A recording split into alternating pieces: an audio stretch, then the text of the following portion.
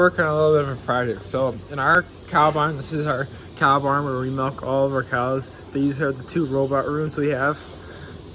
To scrape out the alleyways of all the cow's manure, we have automatic alley scrapers. So there's one of the scrapers, and this is what runs it. There's the computer where you program everything that you need to do and tell it what to do.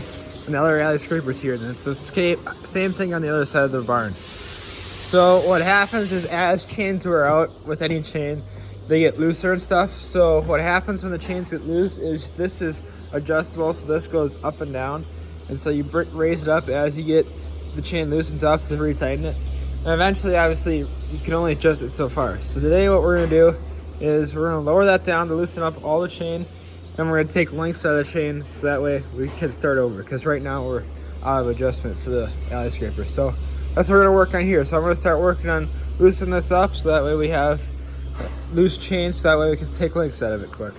The way you adjust the alley scraper is you have this cog that goes down and it connects to this block right here. And so as you thread this, it has threads on it, and as you thread it either direction, either raises that block up, or like what we're doing right now, we're threading it out, so that way it's going down. So that's just kind of how this all works for adjustment and stuff.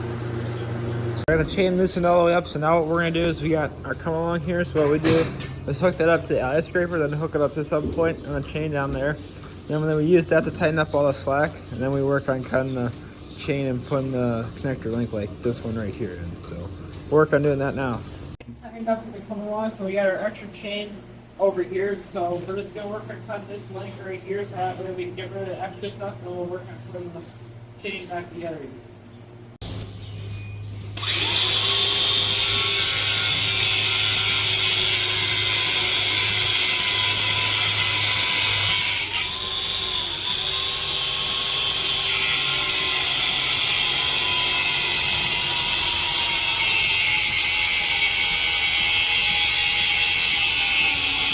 Link put it back together here, so then we'll just loosen up, come along here, let everything go back to normal. And then normally what you have to do is you just have to tighten it up back over there where we loosened it up. You just gotta tighten up a little bit, and then you're good to go again.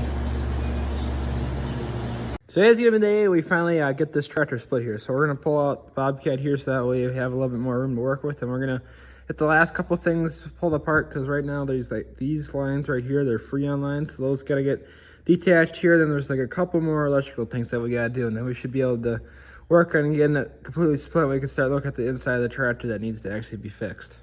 So we're just about ready to split this tractor here, so I just gotta move a few more things out of the way underneath here. So I gotta like pick this oil up here, and then got some oil dry I just put down right here, so I gotta let that soak up the little bit of oil that was here. Then we're gonna get the splitting stands. This is one side, and I got the other one on the other side for the front here. Then we got the back one already underneath there, so we'll get those bolted on. Real fun will begin.